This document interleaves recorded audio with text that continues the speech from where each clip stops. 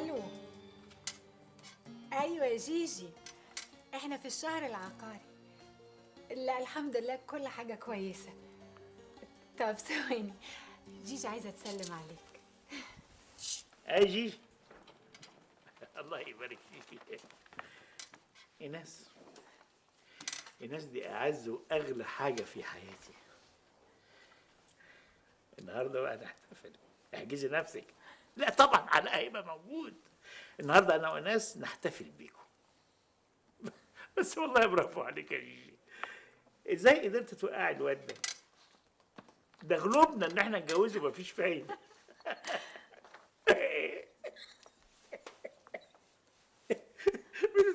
المكسوفه يعني. اصلها بتموت فيه، بتحبه قوي. الاهم من الحب الاستمرار في الحب. مش خلاص يا استاذ؟ خلاص اهو.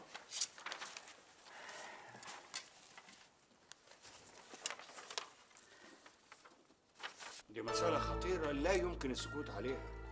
معنى إن حد يدخل مكتب الدكتورة وبهدوء كده يقعد يدور على اللي هو عايزه ويكسر الأدراج، إن في انفلات أمني والكل يتحول لتحقيق. يا دكتور محدش بيخش المركز الا لو كنا عارفينه وواخدين كل بياناته، وسيادتك بيبقى عندك خبر بيه. أمال حضرتك تفسر اللي أنا شايفه ده بإيه؟ الحقيقه انا مش عارف، بس مفيش غير احتمال واحد. اللي دخل مكتب الدكتوره نوال يكون من اللي شغالين في المركز، وده اللي ممكن يتحرك جوه المكاتب بسهوله، ومفيش اي حد يشك في وجوده. انما اللي حصل ده اول مره يحصل يا دكتور، ده حاجه عمرها ما حصلت عندنا ابدا. اشمعنى مكتب الدكتوره نوال بالذات؟ أنا مش بعت لكم عشان تسألوني، أنا عايز إجابات، عايز تفسير للي حصل. لو سمحتي تعالي معايا يا دكتور.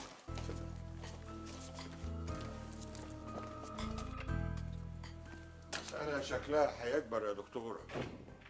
زيارة الدكتور عماد والتفتيش الإجرامي اللي حصل لمكتبك ملوش غير معنى واحد، إنهم واثقين إن السي دي اللي بيدوروا عليه موجود عندك. انا ما قلتلكش كمان على التطورات يا دكتور احمد. الدكتور عماد جالي البيت وعرض عليا مبلغ كبير قوي عشان اسلمه المعلومات. وانت قلت له ايه؟ انكرت ان عندي اي حاجه طبعا، ورجع كلمني من المطار مره تانية وقال لي ان انا بنت بلده وانه خايف عليا، يعني تهديد بس بالشياكه. ده هددني بولادي يا دكتور.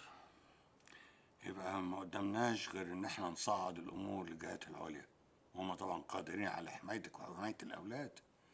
انت عارفه البلد داخله على سياسه تفعيل البرنامج النووي والانضمام للنادي النووي، يبقى اكيد هيرحبوا جدا. في الوقت الحالي مستحيل يا دكتور. لازم في الاول يتاسس مركز الابحاث النوويه ويكون في قاعده علميه عشان البلد تقدر تستفيد من المعلومات والنتائج اللي عندي.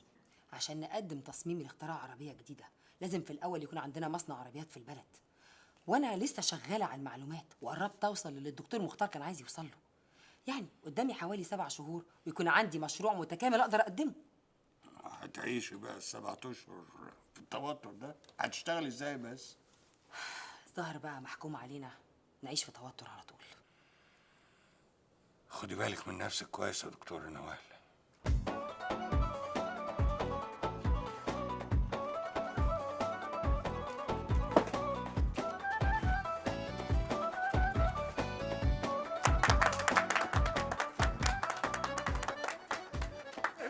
على ايه؟ ناس عجيبه. انا كمان فرحانه قوي يا حبيبي. فرحانه ليه بقى؟ عشان اسمي واسمك رجعوا تاني جنب بعض. وعمرهم ما هيبعدوا عنك. بس في حاجه بقى مزعلاني. ايه يا حبيبتي؟ انك رجعت بنيت الحيطه اللي بيني وبينك. بقى انا يا راجل اهد الحيطه اللي بيننا وانت ترجع تبنيها.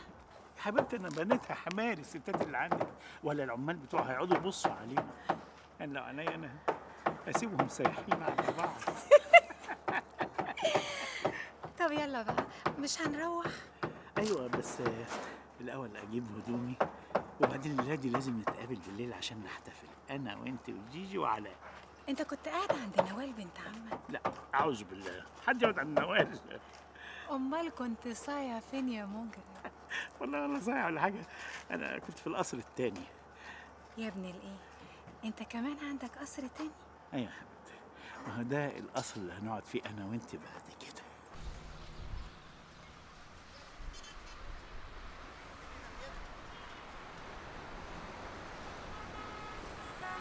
اديني طلعت على الكوبري اهو. ها انت اتجننت في عقلك يا شادي؟ اديني ماشيه ورا كلامك اما اشوف اخرتها ايه. اتفضل. لا خلاص عديت منزل المنيب. لا منزل معادي اهو، فاضله 500 متر كده. انزل معادي؟ طيب اوكي ماشي. نعم. اركن فين، على الكوبري؟ انت عايز نعمل حادثه ولا ايه؟ طب ثانيه واحده. اديني ركنت يا سيدي. ابص فين؟ ابص فوق فين؟ على يميني؟ ايه اللي انت عامله ده؟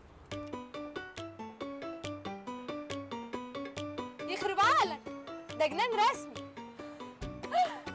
عايزني ايه، ارد عليك؟ ارد عليك ازاي بس؟ خلاص يا سيدي هبقى اعمل لك اعلان في الجرايد. طيب ماشي. استنى انا جاي.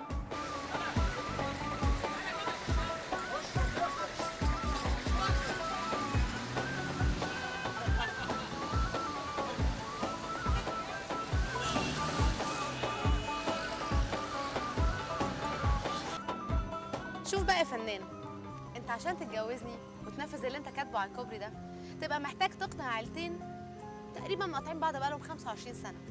العيله الاولانيه هي طبعا ماما وحسام وجدو منير، والعيله التانيه عيله حماده وماما نونا وعم علاء طبعا اللي مش طايق يشوف وشك. فافتكر كده انت عشان تلمهم محتاج من 5 ل6 سنين. كل دول ما يهمنيش، المهم انت. انا ايه؟ امال انا جاي اقعد معاك هنا ايه، شفقه يعني ولا صعبان عليا؟ اصل بصراحه نفسي اسمعها منك. اللي هي ايه؟ انت عارفه. بقول لك ايه يا شادي، ما تسيبك من كلام الحب والكلام لاي كلام ده. المهم دلوقتي انت هتعمل ايه؟ ابقى سلم لي على ماما نونا يا حماد. انا كان نفسي اروح اسلم عليها بنفسي، بس زي ما انت شايف هو مفيش وقت. خلي بالك من نفسك يا علاء. تمشي عدل في فرنسا، هناك ما عرفوش يهزروا. وابعد عن النسوان اللي جايبينك ورا دول. مين ده اللي بينصحني؟ الشيطان يعظ. والنبي يا اخويا ابقى انصح نفسك. يبقى كلمني ما تستنتنش. وانا هلحق اكلمك؟ ده انت جاي ما انت كمان مديون وضربك السلك. انا مش عارف ايه اللي خلاك بس تكتب لها شيك يا اخي. ايه ضميرك صاحي قوي. يا ابني الشيك ده هو اللي ودانا الشهر العقاري. اتعلم من ابن عمك الجامد قوي. انا لما كتبت لها الشيك يا علاء حركتها انسانيا، حبت تعمل دقه جدعانه زيي، والشيك انا كاتبه بتاريخ مؤجل. يبقى حلني بقى. لعلمك بقى انا مش خايف عليك من ايناس، انا مرعوب من جيجي. البت واقعه فيك قوي. على ايه؟ وقع فيا ايه؟ قول وقع في فلوسي. اذا كانت شافتني راكب عربيه بالشيء الفلاني تقول لي وقع فيا. وعملت ايه في الشقه؟ شقتي انا ساحب ثمنها من صاحب البيت وزياده، سبت له المفاتيح مع البواب. يلا حلال عليه. انما قول لي انت هتعمل ايه مع ايناس؟ ما انا هبقى احكي لك. يلا عشان ما تاخرش على الطياره. يلا مع السلامه. باريس على السادة الركاب التوجه إلى البوابة 4.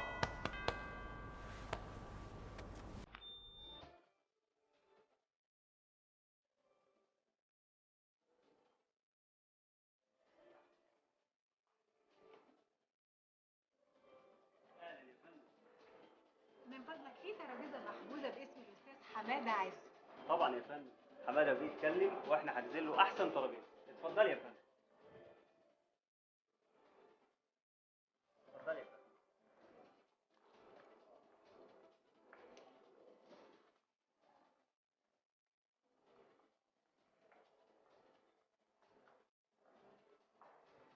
مكان لطيف قوي. ما هو خلاص بقى اتكشف وطلع اللي تحت البلاط. اتفضلي يا فندم.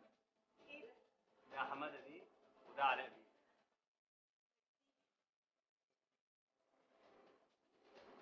يا اغلى الناس وحشتيني. يا سيدي على الرومانسية، انت عملتي في الراجل ده ايه؟ ده اتدهول خالص. اقري بس علاء بيه كاتب لك ايه هو كمان. هتأخر شوية وهتوحشيه، بس استنيني. بيدور فين بقى الافندي ده؟ ليه راح يجيب لك هديه ولا حاجه؟ انتوا مش المفروض النهارده هتعلنوا خطوبتكم؟ بونسوار. يا حبيبي وحشتني كمان قوي يا روح. جيجي انت كمان موسى بعد اذنك يا ايناس. بس المفروض تستأذن علاء الأول. مستأذنه واخد تصريح من الموسى دي. هات يا جماعه انا النهارده بعيش اسعد يوم. يا سلام عليك. غامقه وتبقى سودة وقت تبقى حلوه حلاوه. ايه الحلاوه دي؟ امال علاء فين؟ علاء ساكن نص ساعه بالظبط وهقدر اقول لك علاء فين. ايه دي بقى؟ فزوره؟ النهارده مفيش فوازير، النهارده حل الفوازير. اهلا حماده بيه. انت فين يا راجل؟ سيبنا كده، النهارده مش جايين هناكل ونشرب كمان. شوف الهوانم ياخدوا ايه. اتفضل. لا انا مش عايز. مش عاوز ايه؟ انت مش هتاكل؟ لا انا شبعان شبعان. يا سلام، وانا بقى اقعد اتفرج عليك. اصبري الرقاص بتاعك على طول. يلا يلا يا روحي.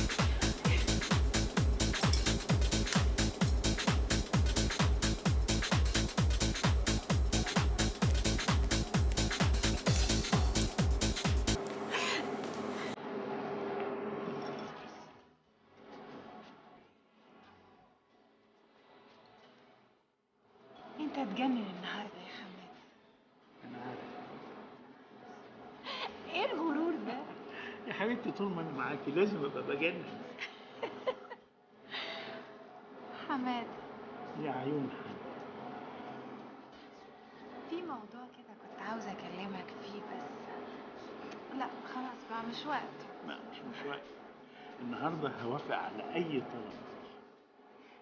لا خلاص هقول لك بعدين. اقول لك انا قول انت. بحبك انا كمان. بس خلينا نتكلم جد بقى. هو اصله موضوع سخيف شويه. ايه يا حبيبتي؟ يعني الشيك اللي انت كتبته ماله الشيء؟ الظاهر ان في حاجه غلط. مكتوب بتاريخ بعد 3 شهور. معقوله؟ لا اكيد غلط. انا متاسف. بكره هاتيه وهديكي الكاش، ولا اقول لك خليه معاكي وهديكي الكاش برضه. ما هو تجيب واحد يا رب. طبعا يا حبيبي تجيب واحد. اصلا انا عندي مصاريف في المحل. تصدق انا حقيقي مكسوفه منك. معقوله يا انوسي اتكسف من حماده؟ ده ممكن ده؟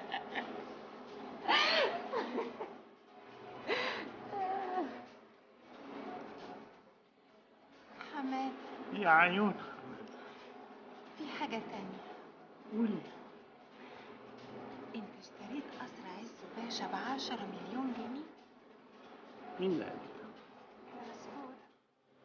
ايوه انا اشتريته ب10 مليون جنيه. انت ايه اللي مزعلك ده لقطه؟ لا انا مش زعلانه ولا حاجه. هو مش ده القصر اللي ماما نونا عايشه فيه؟ ايوه هو. طب لزومه ايه بقى ترمي الملايين دي كلها؟ انت مش بتقول انك عندك قصر تاني؟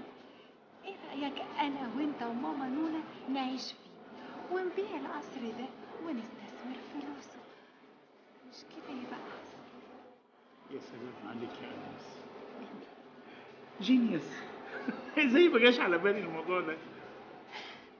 اصل انا داخله مشروع كبير قوي، توكيل لشركه عالميه اسمها وومن براند.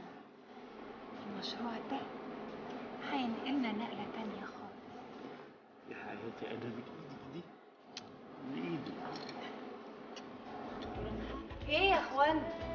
مش كفايه حب بقى؟ مش تراعوا مشاعر واحده ست قاعده لوحدها بتنش؟ والله العظيم يا حبيبتي ولا حب ولا حاجه، ما انت عارفه صاحبتك كل اللي انت شايفاه ده بيزنس بصوره رومانسيه. يلا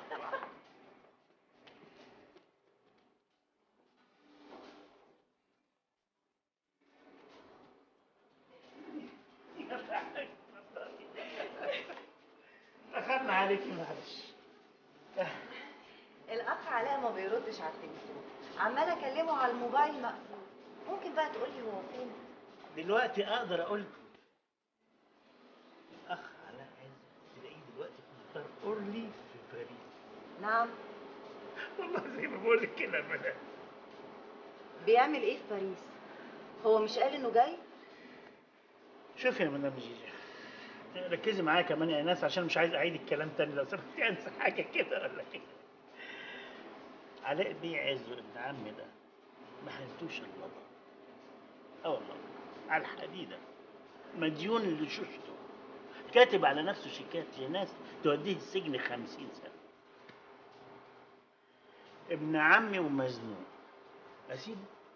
قصدني في مبلغ صغير كده يقطع تذكرة ويهجم. ربنا وفقنا وسفرنا.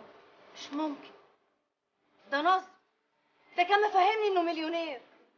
ما تزعليش نفسك قوي كده يا مدام، هو من ناحية نصاب هو نصاب، بس نصبه ما وصلش انه ياخد محل ثمنه 7 مليون يدفع فيه 1,200,000 جنيه. انت بتقول ايه يا حماد؟ استني بس يا مدام اكمل لمدام يجي الصورة عشان تفهمها كويس.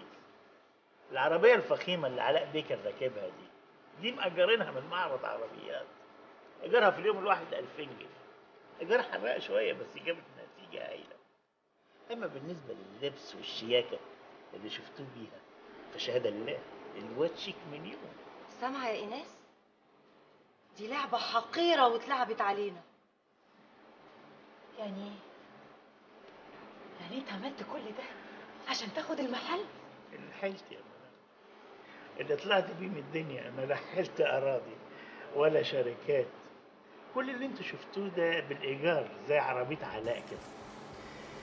ودلوقتي يا مدام ايناس تقبليني زوجا لك بعد ما عرفت ان انا يا مولاي كما خلقتني. حقير وسافل. من بعض ما عندكم يا مدام. يلا يا جيجي. استني يا مدام، لسه اخر واحدة. دي ورقة طلاقك، شايلها في جيبي بقالها 10 ايام، زهقت منها.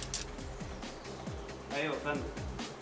يا ترى اخترتوا تشربوا ايه الاول؟ لا هم الهوادم شربوا جامد. اديني انا بقى المنيو عشان نفسي.